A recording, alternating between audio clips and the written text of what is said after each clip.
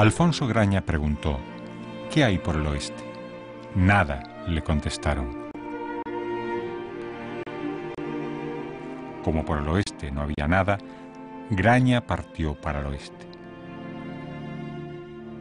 Solo y analfabeto, igual que había partido de su pueblo.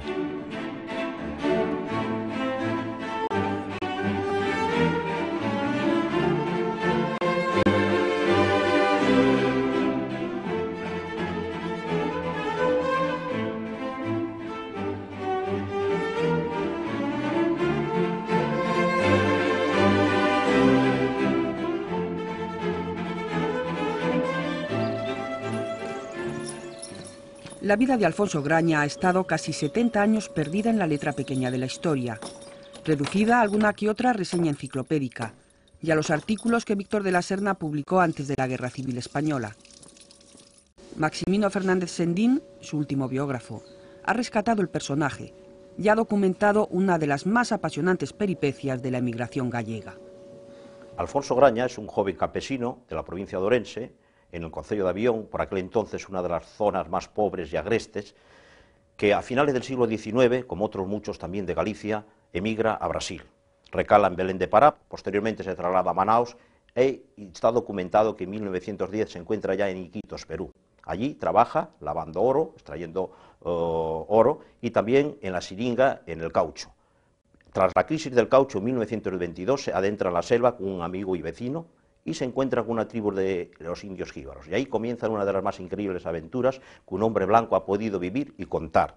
Se termina convirtiendo en rey de los jíbaros. Fernández Sendín ha retomado el tono épico de los artículos de Víctor de la Serna sobre la aventura de Alfonso Graña. Aquel periodista mitificó la figura del emigrante gallego, pionero buscavidas en el oeste amazónico, y fue quien le bautizó literariamente como rey de los jíbaros.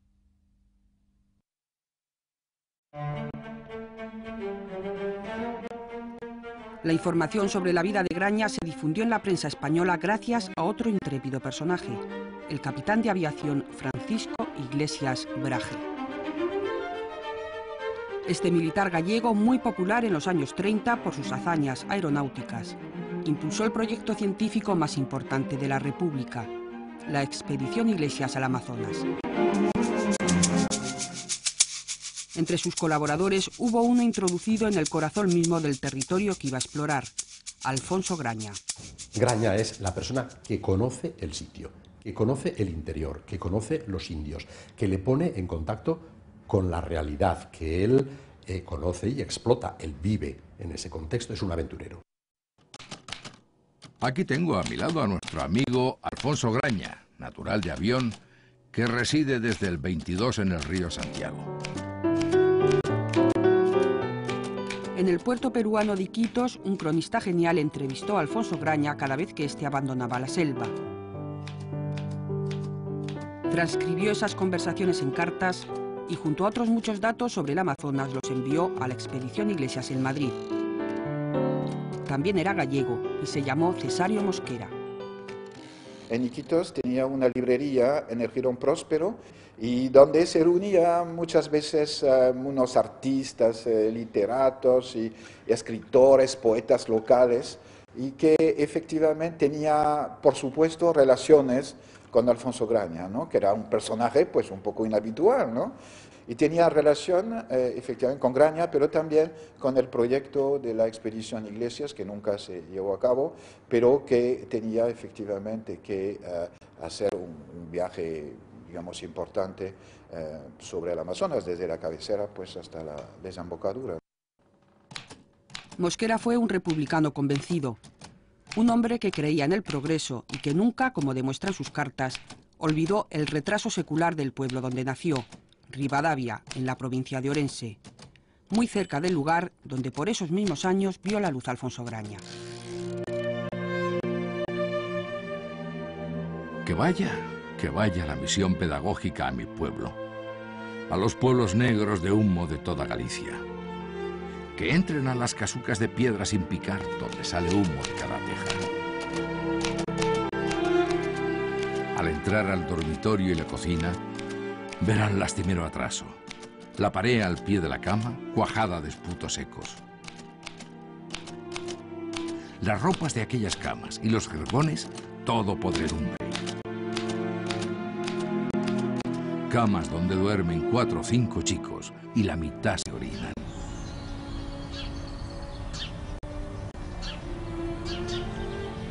Galicia, a finales del siglo XIX, como defienden varios autores, vivía una situación extrema, donde se llega a comer en ciertas zonas de montaña hierba, las epidemias diezmaban las poblaciones y había tantos muertos que ya no había tiempo para enterrarlos.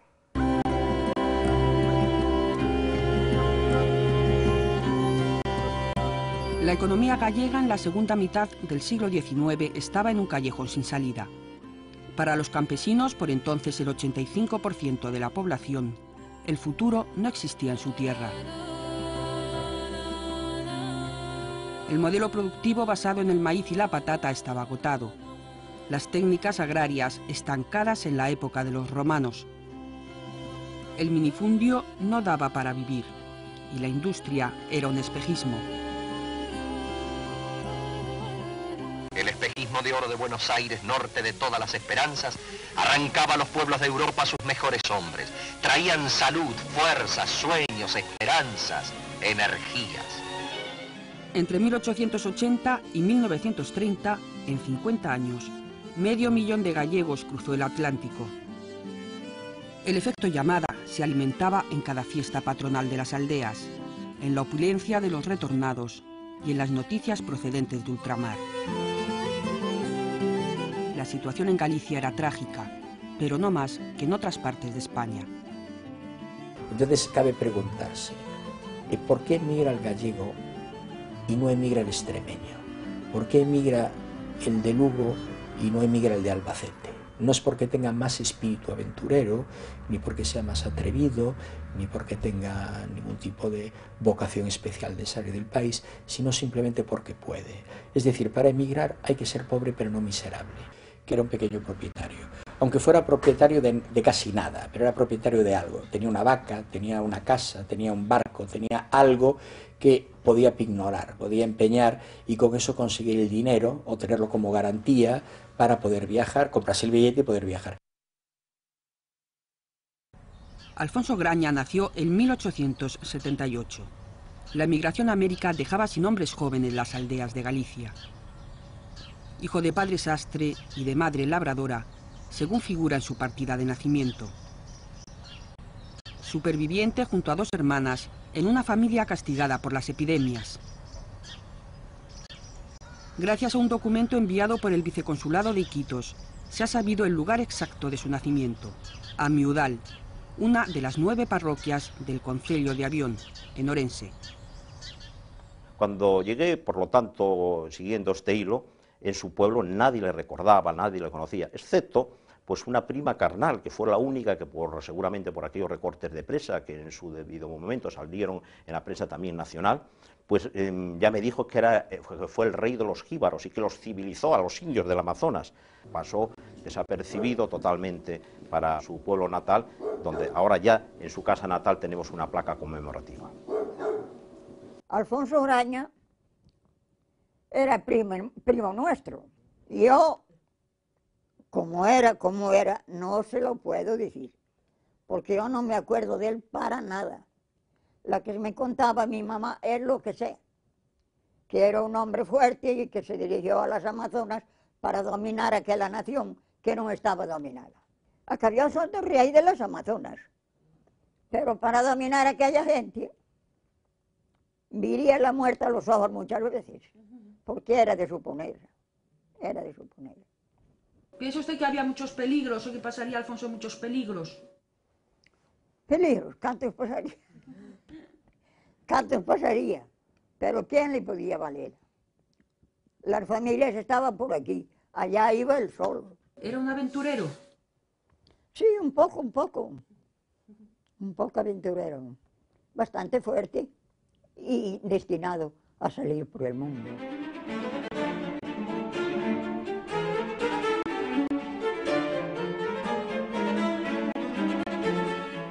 El puerto de Vigo, a finales del siglo XIX, era un hervidero de migrantes. Las crónicas del momento hablan de cientos, a veces miles de personas deambulando por los muelles. En un solo día se llegaban a despachar hasta 6 vapores transatlánticos a tierras americanas. Son países inmensos, con poca población, y entonces necesitan mano de obra barata y preferían mano de obra europea. Después, claro, funcionan mucho las cadenas familiares y los ganchos, la figura de los ganchos que promovían mucho la emigración, iban por los pueblos, dando a conocer las ofertas, vendiendo la idea de América como el país donde iban a triunfar, donde iban a enriquecerse y regresar con toda clase de riquezas. El precio de un pasaje en tercera, la clase más barata, era tan alto que muchos gallegos se acogieron al sistema de billete pagado por los gobiernos americanos. El primer destino de Alfonso Graña fue Brasil. El viaje costaba 215 pesetas. Alfonso Graña, como otros muchos de la zona, pues embarca en dirección a Brasil, recala en Belén de Pará, de allí se traslada a Manaus. Manaus en ese momento estaba viviendo la fiebre del caucho, miles de personas de toda Europa y de otros países, incluso de otros continentes, se concentraron en Manaus.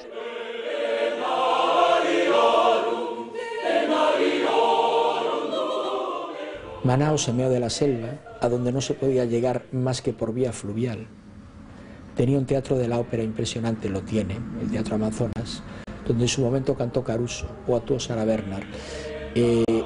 No le digo más que si uno salía a las afueras del pueblo, que era más un pueblo que una ciudad, corría grave riesgo de morir bajo las flechas de los indios. Estamos hablando de lo que ocurría a 500 metros del teatro.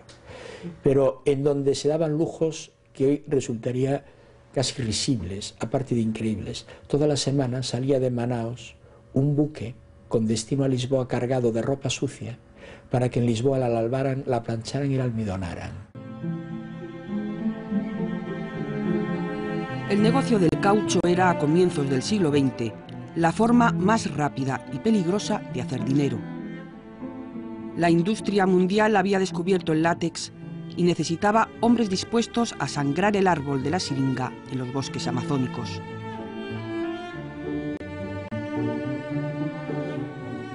A cada incisión brotaba generosamente la resina que los grandes empresarios pagaban a precio de oro.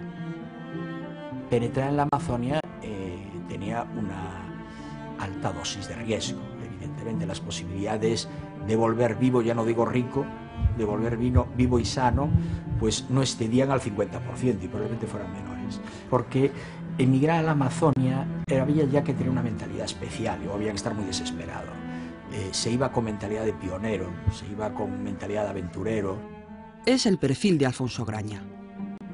Le acompañaba la leyenda de ser inmune hasta la picadura de la serpiente Susupe, la más venenosa y mortal. A los 30 años ya se había jugado la vida a cara o cruz en la Amazonía brasileña y había triunfado.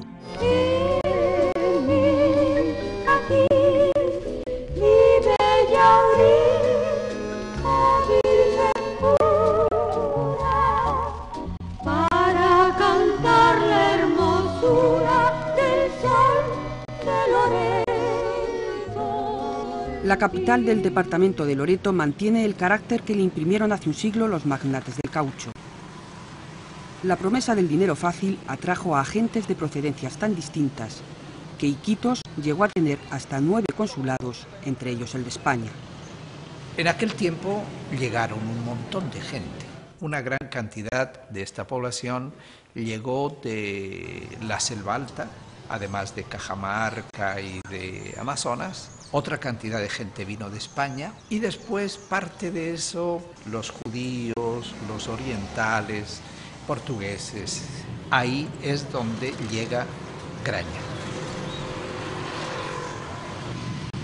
Han pasado 100 años, pero ahí siguen edificios como el de la Sociedad Española de Beneficencia, articulada para ayudar a los pocos emigrados que llegaban a Perú.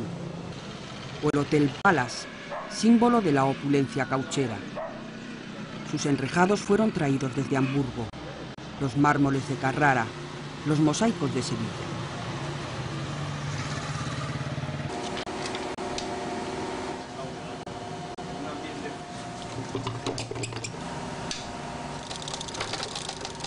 Una de sol y misterio.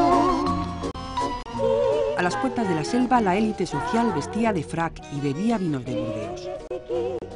Las damas paseaban el malecón y los barcos traían músicas que llenaban de nostalgia los días del trópico. Por tus calles populosas y tu bello malecón. En una casa de la avenida Grau, una gallega, Florinda Graña, cuenta a sus dos hijas la historia del tío Alfonso, que un día volvió de América, se presentó en el pueblo, a Miudal, y la llevó consigo a Perú. Era el tío Alfonso Graña. De mi tío recuerdo que era un hombre maravilloso, que vino de España en 1910 trayéndole a mamá en un barco que se llamaba El Manco. Entonces él vino a Iquitos y mamá prácticamente tenía que deshacerse de mamá, de alguna manera, porque él quería ir a donde están los indios. Entonces, tuvo que hacerle casar. Él vino acá a Iquitos para irse a la selva. Aquí está con los indios. Era el curaca de ellos. ¿Qué es un curaca? El curaca es un patrón, mejor dicho. Contaba que él estaba allá, que se iba allá, que le gustaba, que andaba de curaca, que le querían mucho los indios, porque era el engreído de los indios. Alfonso Graña llevó a su hermana Florinda a trabajar como cocinera en un hotel de su propiedad, La Castellana, y la casó con un español que vino embarcado en clase de tercera, en el mismo buque. El investigador Maximino Fernández Sendín ha localizado a las dos hijas de aquel matrimonio, Florinda y Rosa. Un buen día yo salgo a la puerta y le digo, veo indios en la puerta, en toda la calle, ¿no? Le digo, mamita, hay muchos indios. Entonces está llegando el tío Alfonso, me dice. Ay, corrimos las dos hermanitas, ella era chiquita, 5 años tenía, yo tenía 10 años.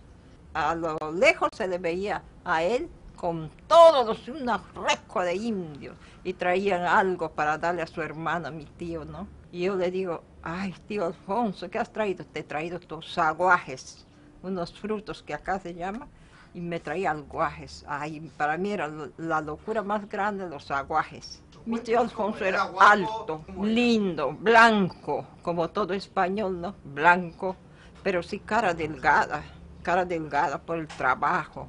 Mi mamá me contaba, a mí me trajeron de España, se puede decir a la fuerza, me decía. ¿Por qué? Porque yo no quería venir, tenía yo mi enamorado y yo no quería venir a Iquitos. Entonces una vez que llegaba mi tío y decía, vamos a ir, Florinda, para que tú enseñes a las ribereñas a cocinar.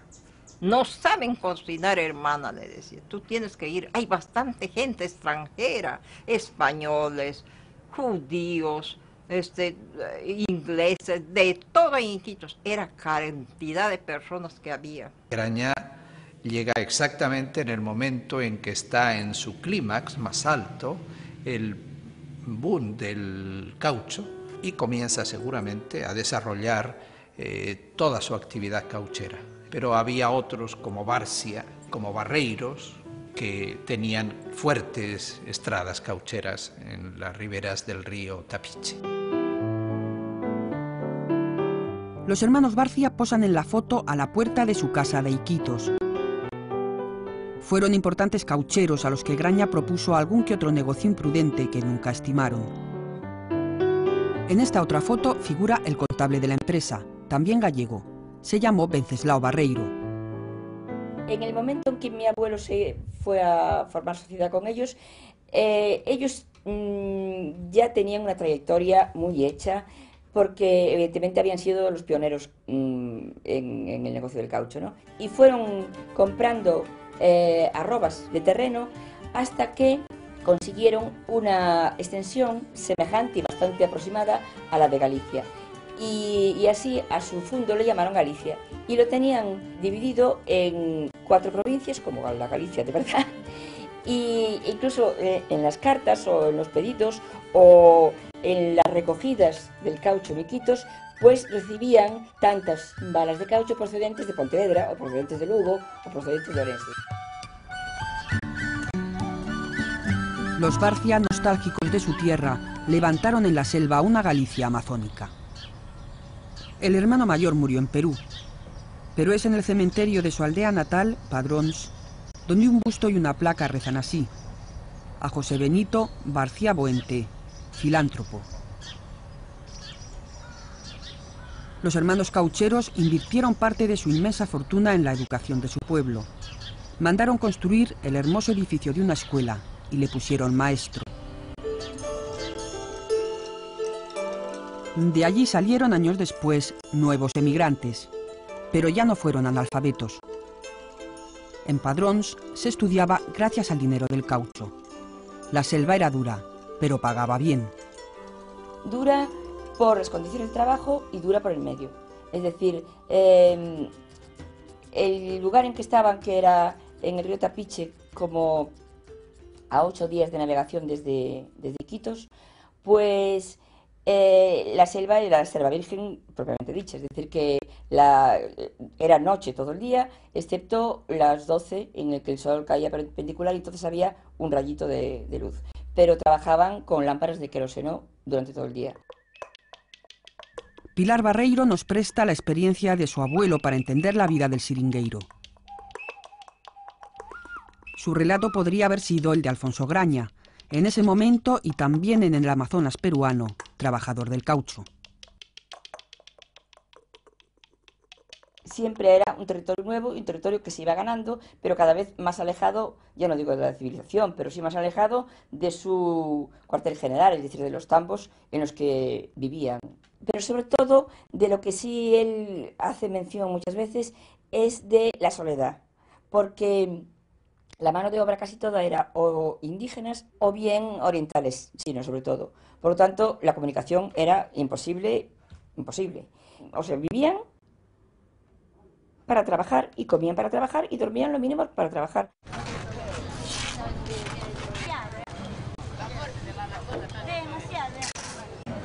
Pues hubo una minoría, como siempre hay, de triunfadores y una gran mayoría de derrotados. Y dentro de esa gran mayoría de derrotados, muchísimos que no lo contaron. La migración a la Amazonia fue muy trágica. Probablemente sea la más trágica de todas las emigraciones en América. Iquitos, como antes le había sucedido a Manaos, vivió una quimera. En 1922, el sector del caucho ya estaba en crisis. Las semillas que los ingleses habían sacado ilegalmente del Amazonas estaban produciendo látex más barato en las plantaciones de las colonias. Fuera por esta razón, o porque en Iquitos, como en tantas otras ciudades del oeste, las fortunas se hacían a sangre y pólvora. Lo cierto es que un día del año 22, Alfonso Graña desapareció río arriba, camino de la selva. Alfonso Graña vivió durante 12 años reinando, en palabras de Víctor de la Serna, sobre un área tan extensa como media España, que abarcaba las cuencas de los ríos Nieva, Santiago y Pastaza, en el Alto Marañón.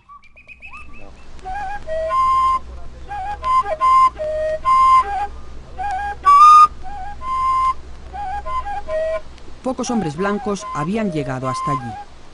Era la tierra de los guerreros Huambisa y Aguaruna, los indios jíbaros reductores de cabezas.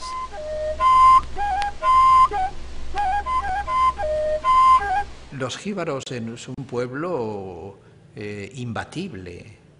Tanto es así que allí jamás penetró la fuerza de ninguna ley evangélica, de ninguna ley ni divina ni humana. De manera que son gente muy fiera. Quienes les han hecho más famosos son los que han relatado cómo es la sansa. La sansa es un ritual de reducción de la cabeza en el cual posiblemente estuviera involucrado también Graña, donde a las gentes no enemigas, sino a las gentes también de dentro les van reduciendo la cabeza para que sea como un tabú, que sea como alguien cuya fuerza les transmite.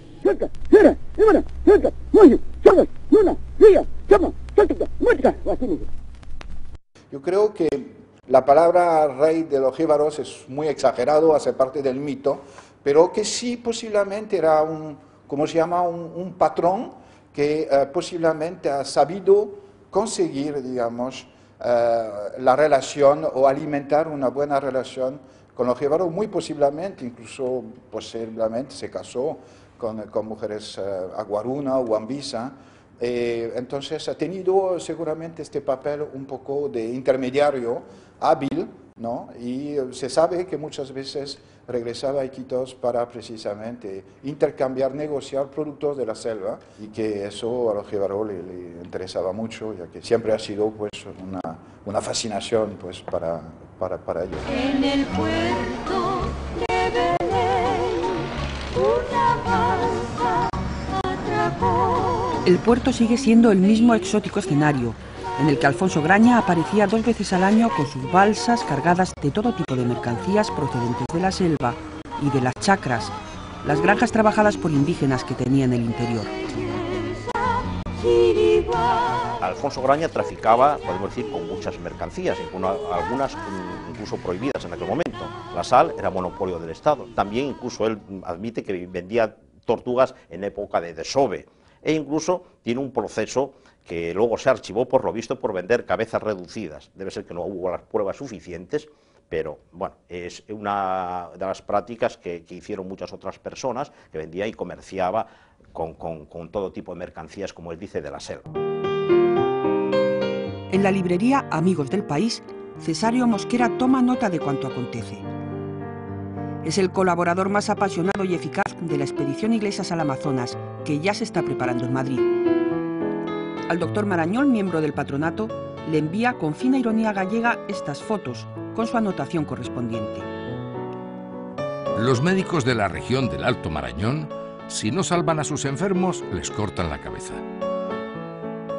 Uno de los indios tiene en la diestra la cabeza de una curandera que erró en el tratamiento. Es fama que si no salvan al paciente, les cortan la huella.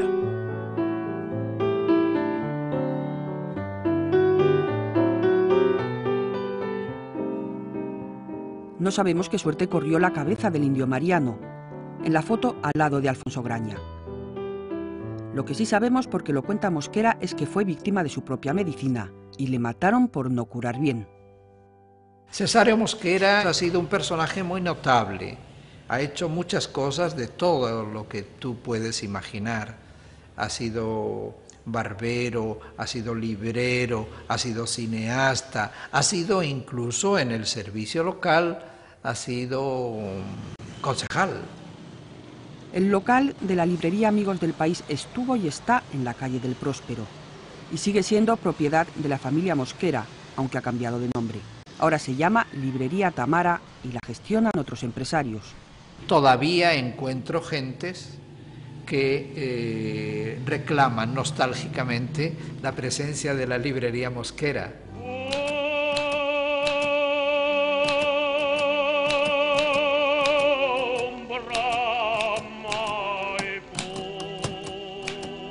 Iquitos, 6 de junio de 1933. Ayer estuvo aquí Graña con 2 indios, Pisuma y Ambuso. Al hacerles oír la radio se han desorientado, como si fuéramos meigas y meigos. Les retratamos tal como viven en la selva, y a uno de ellos le hemos puesto ropa de civilizado para retratarle de las 2 maneras.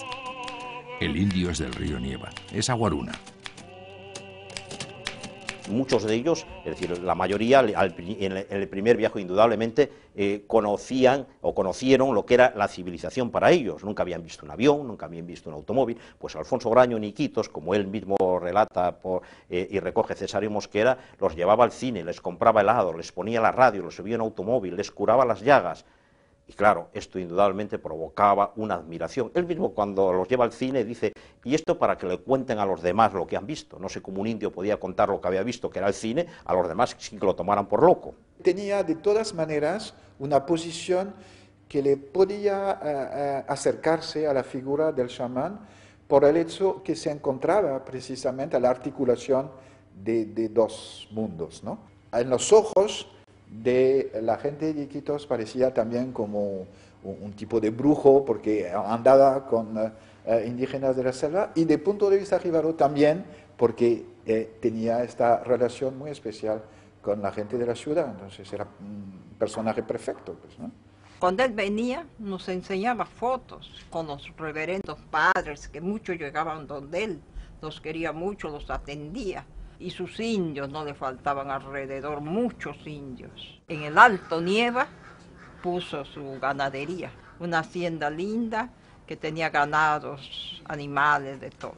Una zona estratégica porque podemos decir que estaba en el corazón de la selva y todo aquel que deseara adentrarse para alguna misión, como pueden ser las expediciones tanto científicas como comerciales, que está documentado, guía a Alfonso Graña por la selva, tenían que de alguna forma consultar, pedir permiso para adentrarse en la selva sin los peligros de ser atacados por los temibles indios jíbaros. En las cartas enviadas a la expedición Iglesias, Graña confirma que vive en el río Santiago desde 1922. Se autodefine como patrón con Indiada a sus órdenes y asegura que ha dado a conocer a la compañía americana Standard Oil todas las vetas de petróleo. El gerente de la compañía, Dr. Basler, a la derecha de Alfonso Graña, fue su amigo y un notable científico que mandó fotografiar y filmar las costumbres indígenas.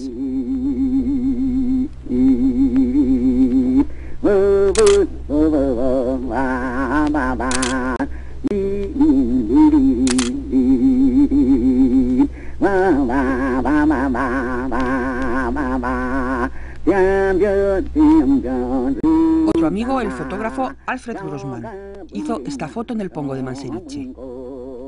Retrató al hijo de Alfonso Graña. Los familiares más cercanos que podrían responder son las sobrinas de Graña, pero tienen otro recuerdo, el de un niño con rasgos menos indígenas que llegó a vivir con ellas en Iquitos. Mi tío Alfonso tenía un hermoso niño, un español pero bellísimo, lo envidiábamos. Tenía pues 3 años cuando lo trajo para que conozca a su tía. Le dice, Florinda, he traído a mi hijo para que lo conozca.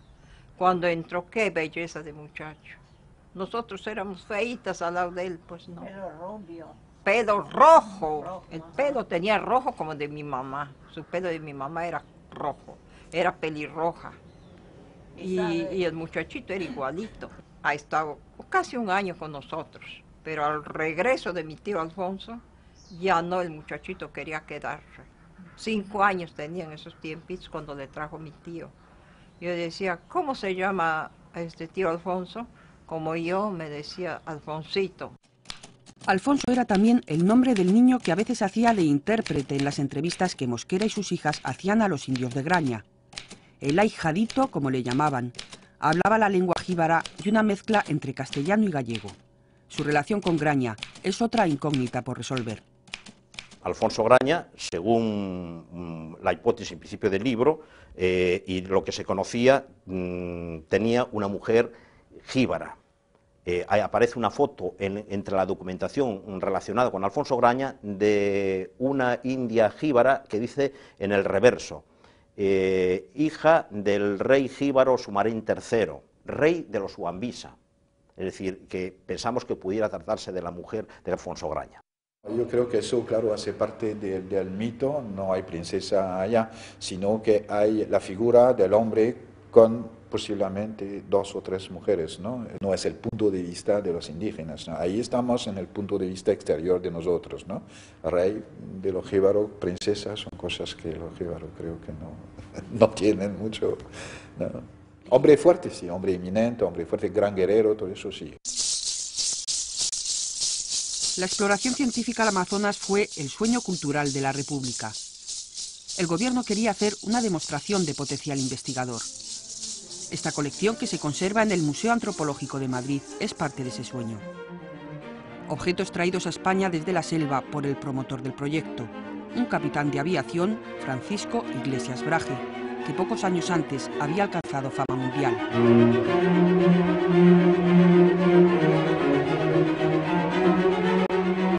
Es un hombre al que podemos situar en el contexto de los grandes raids sobre el Atlántico Sur. Él es un héroe nacional con su vuelo en monomotor Sevilla-Bahía, que rompe los récords establecidos, etcétera, etcétera. Iglesias aprovechó los contactos que él establece en su gira triunfal por América después del vuelo, ¿no? En Perú, concretamente, tuvo relaciones muy estrechas. Iquitos es el centro de una gran área en la que la expedición se va a instalar. Digamos que por su importancia comercial, de relaciones de transporte fluvial, de población, Iquitos es el centro natural de la expedición. La idea del capitán Iglesias era hacer una expedición al Amazonas que continuara la tradición de los viajes naturalistas. Quería investigar un territorio de 500.000 kilómetros cuadrados en el Alto Amazonas. Los objetivos científicos eran ambiciosos: minería, zoología, botánica, pero sobre todo le interesaba la medicina indígena y la antropología en las zonas habitadas por los indios jíbaros. La expedición fue recibida por la colonia española, por la colonia gallega en particular, ¿no?, con un absoluto entusiasmo. Allí hay personajes que conocemos, ¿no?, Mosquera, Graña, Mairata, que se convierten en puntos de referencia para Iglesias. Información y materiales sobre el Amazonas llegaban puntualmente a Madrid.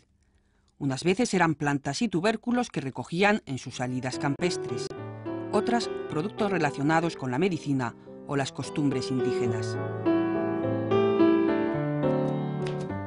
Como prometí, ya tengo el deseado encargo de la ayahuasca. Hay otra novedad.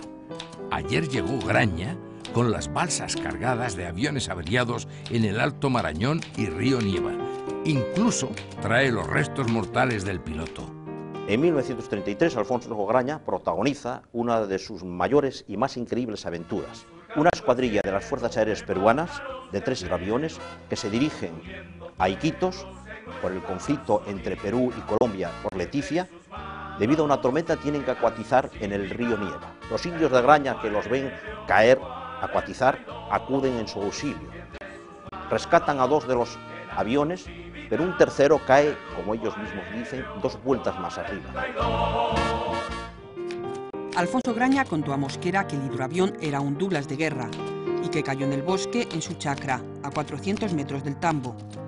Mis indios, dice en la carta, hicieron un ataúd con 2 canoas y lo enterraron. Graña, que en ese momento ya tenía preparadas sus mercancías para vender en Iquitos y cargadas en sus balsas, se dirige a Iquitos.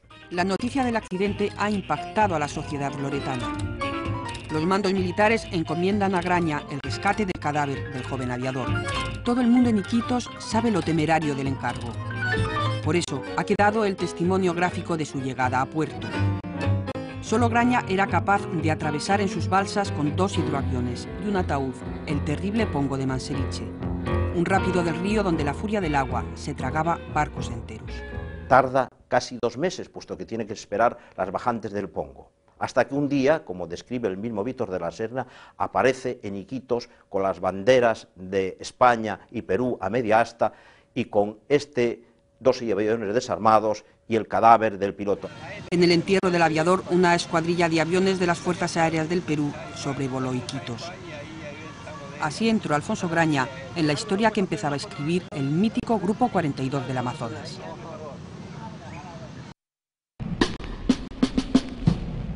Poco después de este episodio, los acontecimientos dieron un giro inesperado. El capitán Iglesias Brahe llegó a Iquitos como comisionado de la Sociedad de Naciones para el Conflicto Territorial de Leticia, que enfrentaba a Colombia y Perú. Fue la primera y la última vez que vio a sus colaboradores gallegos en la Amazonía peruana. La expedición Iglesias siguió la misma suerte que la República Española y acabaron con ella nada más nacer. Tensiones con los militares, tensiones con el patronato, tensiones con los científicos, tensiones con los propios expedicionarios que veían que aquello no acababa de arrancar y que todos estaban preparados y listos y tal. Y finalmente crisis económica, crisis política y crisis institucional. Y entonces se vino abajo todo.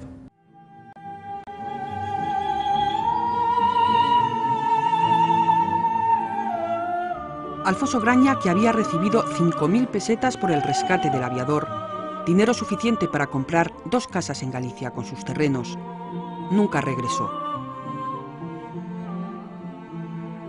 Nosotros tuvimos la suerte de rescatar un documento de un abogado que escribe, en este caso, al capitán Iglesias Brahe, donde dice que murió de un cáncer de estómago camino de su casa.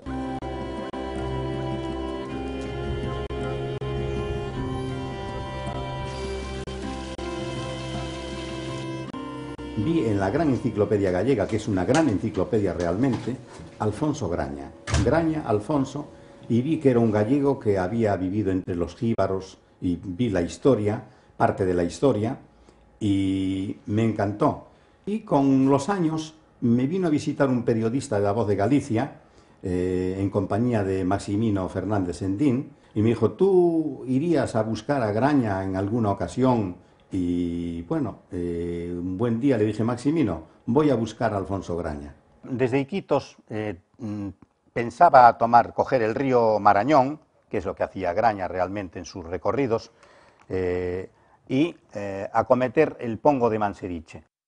Sin un medio de transporte fiable y sin información sobre cómo bajaban las aguas en el Pongo del Manseriche, Antonio Abreu decide viajar en avión a la precordillera y abordar el río desde allí.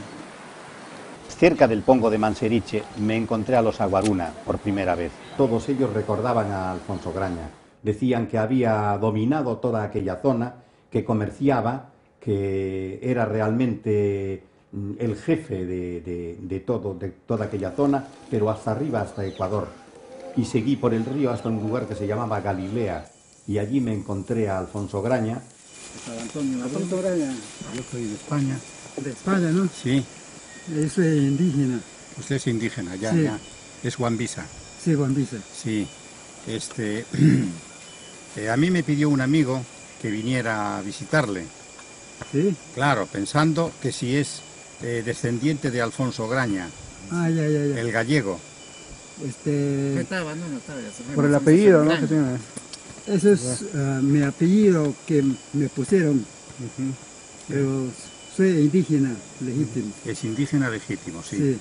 A él parece ser que lo capturaron el ejército para que fuera al ejército, para que fuera a la guerra. Y le preguntaron, ¿cómo te llamas? Y él dijo, me llamo Quininte.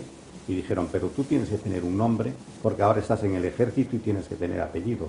Ustedes verán. Entonces le dijeron, ¿y por qué no te pones el nombre de aquel que reinó por todas estas tierras, que se llamó Alfonso Graña? Y yo dije, me dijo él, para mí sería un honor llamarme Alfonso Graña.